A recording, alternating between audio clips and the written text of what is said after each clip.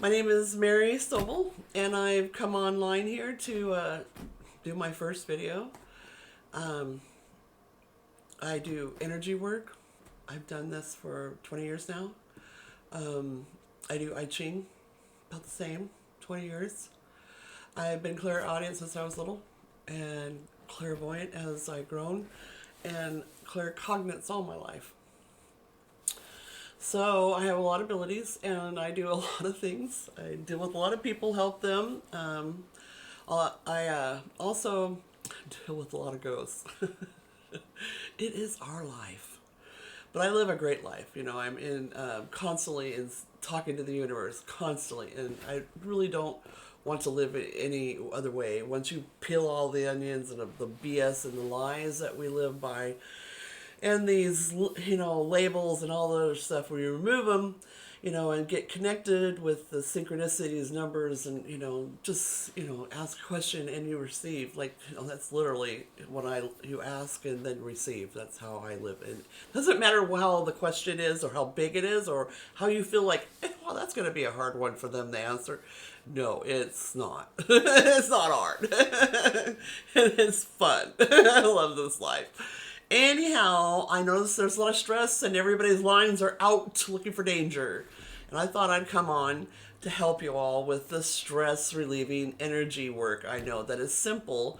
And I learned throughout because of my own life, I'd start, this is how I learned, I'd be like, with my life, my daughter would call up, and she goes, oh my God, that's me. You literally described everything to a T what I'm going through. And then I realized, wait a minute, this isn't mine. And I also, how to determine whether it's yours or not, I learned that I used the moth because I'm always searching for, the light and working with the light, working with angels and so on. So the moth was mine. And then I'd ask my guides, is this my energy or is this someone else's? And it would bring a different spirit animal in or a different butterfly. And I would say, okay, I know this is not mine. Or if my white moth came in, I would know it's mine. And then I would say, okay, now what am I need to learn from this? So that's how that came. And then I learned that I had energetic line. Those were energetic lines that came out. They were like, I felt like sometimes Spider-Man, if I loved you, man, I got one on you. And everything would reverberate back to me what was going on. And so now, nowadays, everybody's abilities are waking up. And this year's about learning to master yourself and master your emotions and all that stuff. So it's really pay attention to what it's showing you because the less painful if you address it quicker, right? But that doesn't matter if you go into the dark. It really doesn't. It's a rubber band effect. The darker or deeper you go, it will just shoot you right into the light, and you'll have some wonderful, things happening in your life. You'll see. And so let's do some little bit of energy work with these lines that everyone has. Our soul, we know, is a light, right? As we strip off the clothes, we are this light form. And as we see these interdimensional beings and how they change and they play in the sky, this is really what we can do in the end when we transcend. But we have a long ways to go. We have to put down the anger, put down all that and all the lies, and just sort of get to know ourselves, who we really are.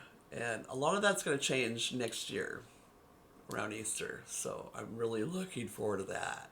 Put that on your little calendar. A nice surprise coming for everyone. So let's get into the heart. This is where the magic is in energy work. A quick way to do this, if you've never done this before and you're feeling like it's really hard because you've got a lot of stuff in your head, put your hand on your heart and feel that heartbeat. Take a couple deep breaths, clear out that energy.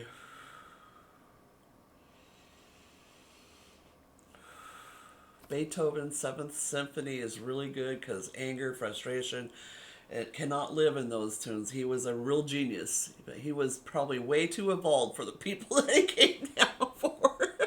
Sorry. I laugh. But you know, those tones when he's playing, if you play it slow, that can't live underneath those vibrations. It cannot live. No anger, no frustration, none of that can live there. So if you play that slow and reverbed, Symphony 7 especially, you'll realize that all of it floats away, just gone. But this is another trick that really lasts, because when you turn up that music and you get into the life, sometimes that comes right back. And this will help you really take another measure of just releasing that. So, whew, down we go to here and now at this moment, which not much is happening around me. I want you to take a look at it. Close your eyes and take a look of your lines. You'll see when you get in, you'll see either your aura or your light shining down, and you'll see the hairs. I call them like hairs. I look like Cousin It when we take a look at the energy lines that I have. Woo-wee! Now, a lot of us have lines behind us because we're afraid of what's behind us or what's coming forward too as well. And so you'll look for these lines. They're going to be up here looking for things. It's going to be like looking for stuff. They can almost look like a snake at times. They can go and gather themselves and look like when somebody comes around, from me, and you feel this energy coming up like out of you, like, oh, what's that? That's those energy lines, yeah? So find them. I want you to search for them, look for them, get a good look, and command them to come down now. Let go and come to me now. You want them to see come down by your feet, like to come down.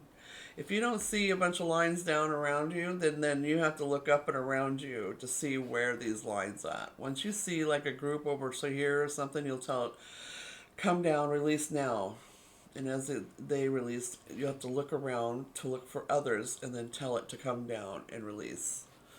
When you get the bulk of these down, your body will shift. It will shift.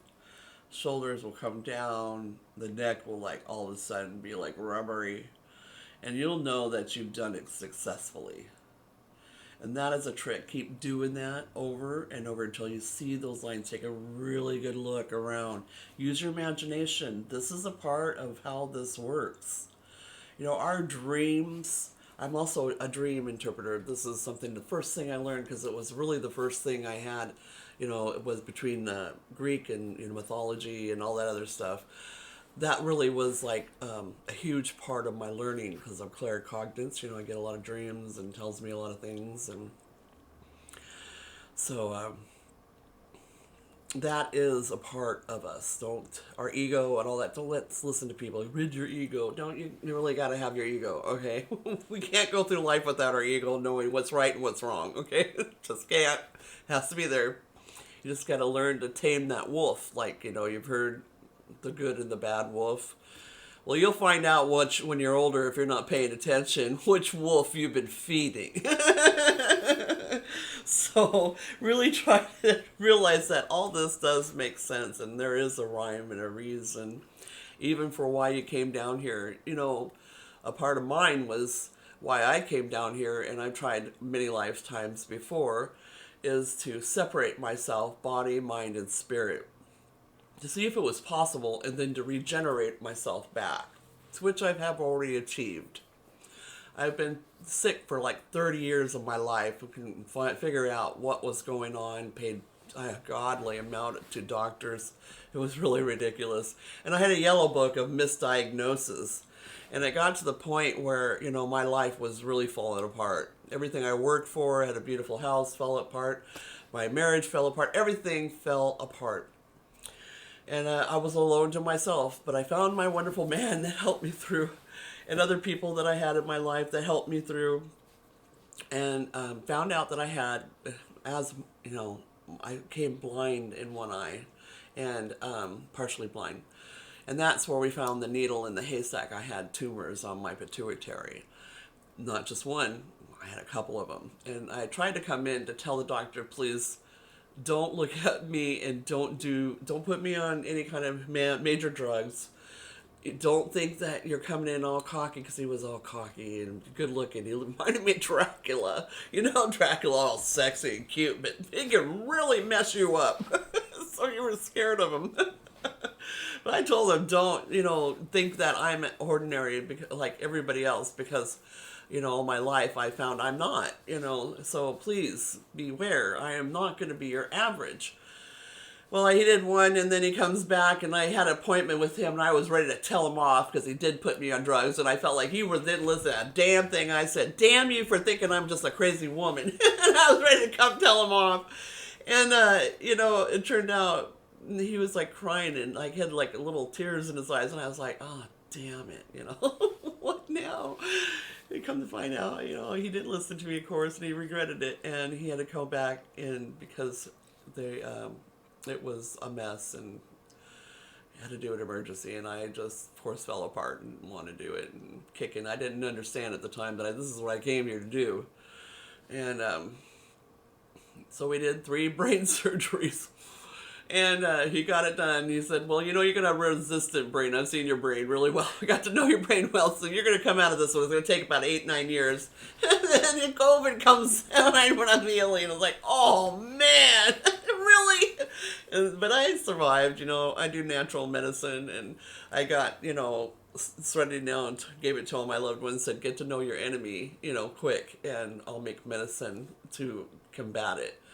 No one took a vaccine in my family because of family histories with the medical field and what we've witnessed. So no one trusted. So nobody spoke to each other about it. I mean, we did a little bit later, but nobody was like going to go off telling everybody that, what we did. But and thankfully we didn't, because nobody, everybody's fine.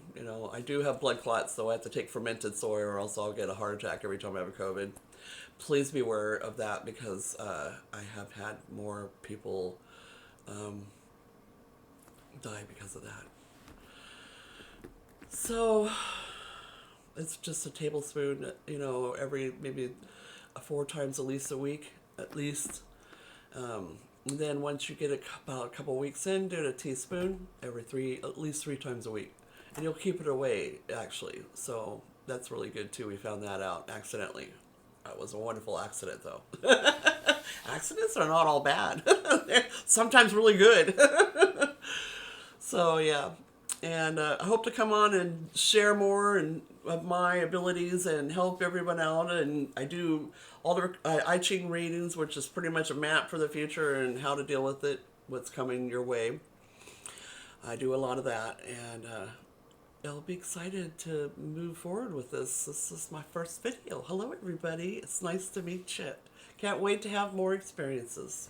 And tell me how it works for you, please. Bye now.